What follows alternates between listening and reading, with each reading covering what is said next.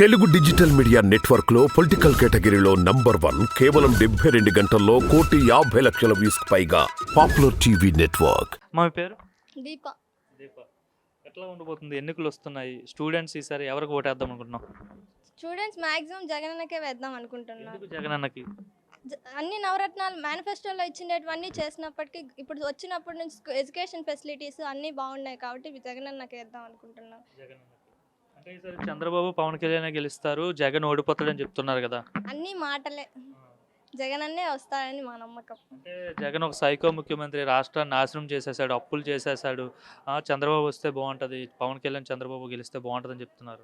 అలా ఏం లేదు, జగనన్న వస్తేనే బాగుంటుంది అనేసి మహిళలకి అందరికి దిశ యాప్ ద్వారా ఇప్పుడు సేఫ్టీగా ఉన్నారు. సచివాలయం ప్రతి ఒక్కరికి మహిళా పోలీసు ఒకరు ఉంటారు. ఏది అప్పటికప్పుడు ఏదైనా మనకు రిస్క్ అనిపిస్తే దిశ యాప్లో ఏదైనా చేసిన వెంటనే పోలీసులు వస్తారు. మళ్ళీ నాడు నేడు ద్వారా అన్ని స్కూల్స్ డెవలప్ చేశారు. ఇప్పుడు ప్రతి ఒక్క చోట ఆర్వోలు ఉన్నాయి. వాటర్ ప్లాంట్లు ఎక్కడ చూసినా సచివాలయంలో ఏ వర్క్ కావాలన్నా సచివాలయం అప్పటికప్పుడు జరుగుతుంది. లోకేష్ ఏంటి? లోకేష్ పాదయాత్ర చేశారు, మరి ఎట్లా ఉండబోతుంది లోకేష్ పరిస్థితి? ఈసారి అధికారంలోకి వస్తే లోకేష్ సీఎం అంటున్నారు, తెలుగుదేశం అధికారంలోకి వస్తే. నేనైతే లోకేష్ రాడనుకుంటున్నాను. సీఎం జగన్మోహన్ రెడ్డినే వస్తాడనుకుంటున్నాను.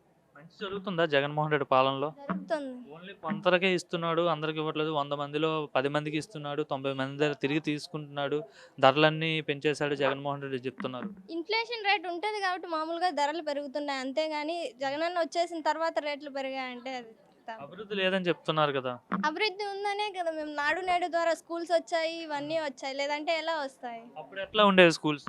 అప్పుడు స్కూల్స్ ఉన్నాయి కానీ అంత బిల్డింగ్స్ అంత బాగుండేవి కాదు. టీచర్లు ఒకరోజు వస్తే ఒకరోజు వచ్చేవాళ్ళు కాదు. ఇప్పుడు అందరికీ బయోమెట్రిక్ ఉంది, ప్లస్ ఐరిష్ అటెండెన్స్ ఉంది కాబట్టి అందరూ వస్తున్నారు. స్కూల్స్ కాలేజెస్ అందరూ. నేను చదివిందే గవర్నమెంట్ స్కూల్, ఇంటర్ గవర్నమెంటే, స్కూలు గవర్నమెంట్. ఎట్లా ఉండేది, ఇప్పుడు ఎట్లా ఉంది స్కూల్ మీరు చదివేటప్పుడు? మేము చదివేటప్పుడు మాకు ఆర్వో ప్లాంట్ లేవు, వాష్రూమ్స్ అంత క్లీన్గా ఉండేవి కాదు. ఇప్పుడు అన్నీ క్లీన్గా ఉన్నాయి అంతా. అంటే ఇంగ్లీష్ మీడియం పెట్టడం కావచ్చు, స్కూల్ పిల్లలకి ట్యాబ్లు ఇవ్వడం కావచ్చు. ట్యాబ్లు ఇవ్వడం వల్ల చెడిపోతున్నారని చాలామంది చెప్తున్నారు. ఇంగ్లీష్ మీడియం పెట్టడం వల్ల తెలుగుని తగ్గించేస్తున్నారు, తెలుగు ఉంటే బాగుంటుందని చెప్తున్నారు కదా. దాని గురించి మీ ఒపీనియన్ ఏంటి? ఇంగ్లీష్ మీడియం పెట్టడం వల్ల యూజ్ ఉందా, యూజ్ లేదా? ఇంగ్లీష్ మీడియం పెట్టడం వల్ల యూజ్ ఉంది. మామూలుగా ఇంగ్లీష్ మీడియం లేకపోతే బయట ప్రైవేట్లో జాయిన్ అయ్యేవాళ్ళు. ప్రైవేట్ అంత బేర్ చేసే వాళ్ళు ఎవరు లేరు కాబట్టి ఇంగ్లీష్ మీడియం బెటర్ అని. డిగ్రీ చదువుకున్న స్టూడెంట్స్కి జేవీడీ కావచ్చు, వసతి కావచ్చు వస్తున్నాయి ఆ టైంకి. వాటి వల్ల ఉపయోగం ఉందా? ఉపయోగం ఉంది. అంటే పూర్ పీపుల్ ఉండే వాళ్ళు బేర్ చేయలేరు కాబట్టి వాళ్ళకి ఉపయోగమే ఉంది. ఎవరు ఇప్పుడున్న పరిస్థితుల్లో జగన్ ఉంటే బెటరా, చంద్రబాబు వస్తే బెటరా?